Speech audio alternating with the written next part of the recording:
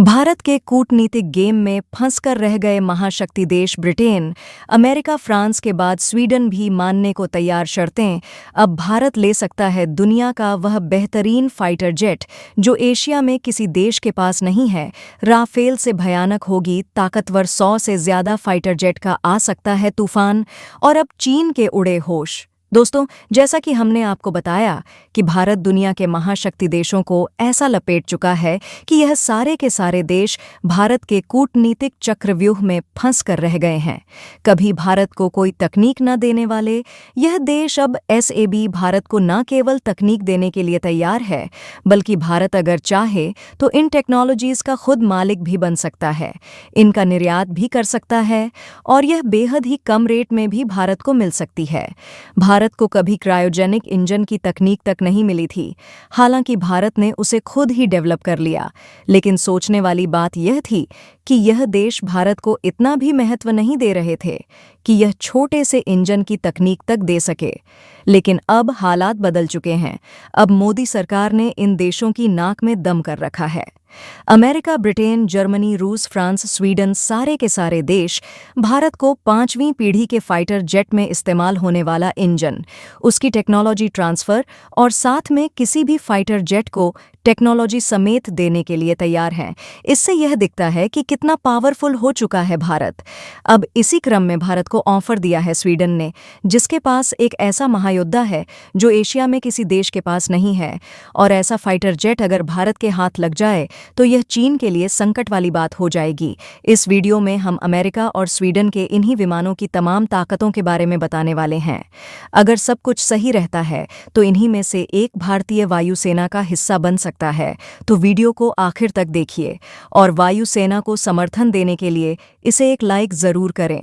France के बाद अब स्वीडन भी भारत की शर्त मानने के लिए हुआ तैयार। मेक इन इंडिया के तहत तकनीक ट्रांसफर और रखरखाव को भी स्वीडन की कंपनी ने भारत को अपने अत्याधुनिक ग्रिप ई विमान का ऑफर दिया है। इस डील को हासिल करने के लिए भारत की हर शर्त मानने को तैयार है।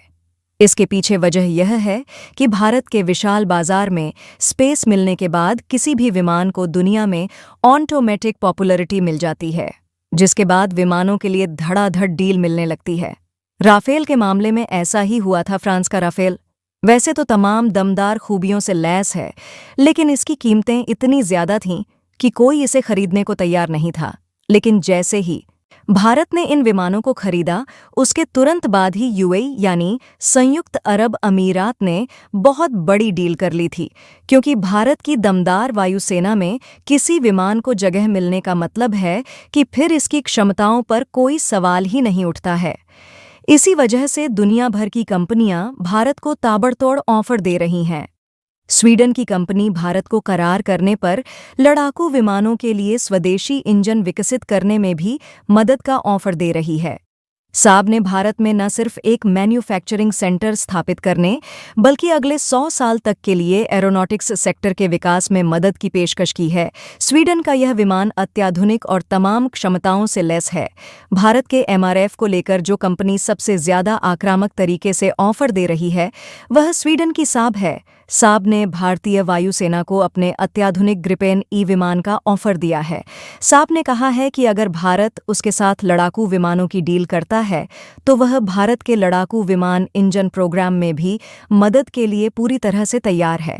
पिछले हफ्ते साब ने एक्स हैंडल पर अपने आधिकारिक अकाउंट पर प्रकाशित एक बयान में सार्वजनिक रूप से भारतीय वायुसेना के लिए उन्नत ग्रिपेन ई विमानों की पेशकश की थी।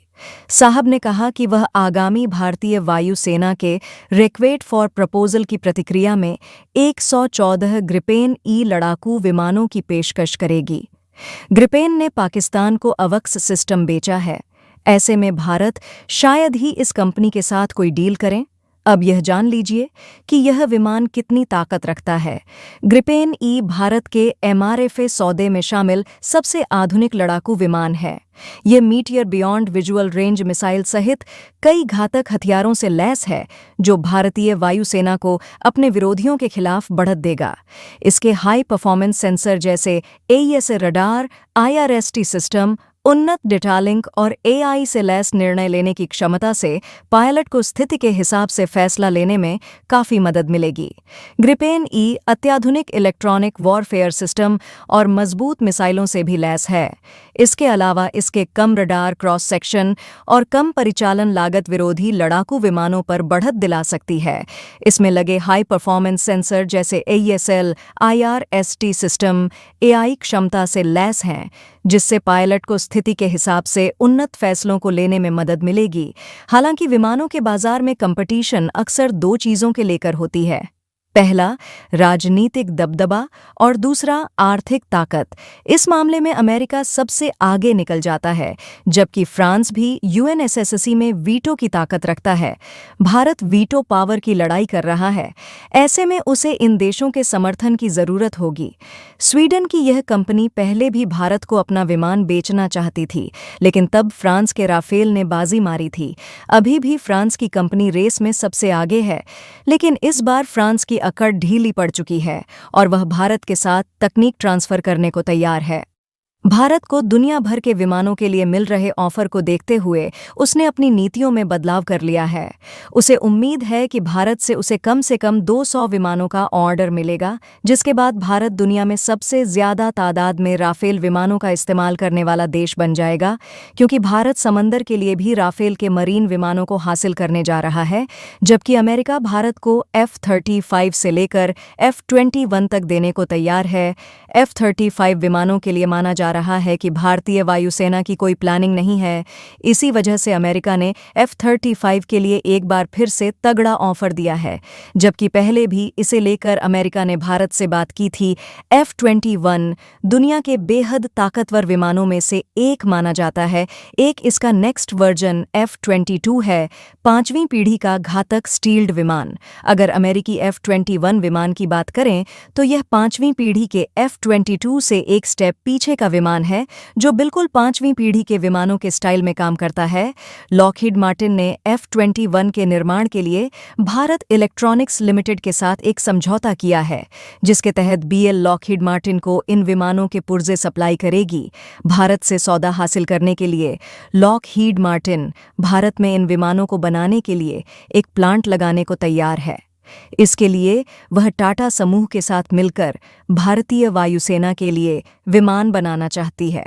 अमेरिका भारत को अपने 5वीं पीढ़ी के विमान F-35 भी देने को तैयार है, लेकिन भारतीय वायुसेना फिलहाल 5वीं पीढ़ी के विमानों को खरीदने के लिए कोई प्लानिंग नहीं कर रही है, जिसके बाद अमेरिकी कंपनी ने भारत को इन विमानों का ऑफर दिया है, जबकि रूस भी भारत को अपने सुखोई 35 और MiG-35 विमानों का ऑफर कर रहा है। लेकिन भारत अपने हथियारों के जखीरे में एक ही देश के हथियार नहीं रखना चाहता है। तो दोस्तों, फिलहाल के लिए बस इतना ही। आपको क्या लगता है कि भारत किस देश का विमान को सिलेक्ट करना चाहिए? इसके लिए अपना सुझाव कमेंट बॉक्स में ज़रूर रखें। जय हिंद, जय भारत, वंदे मातरम।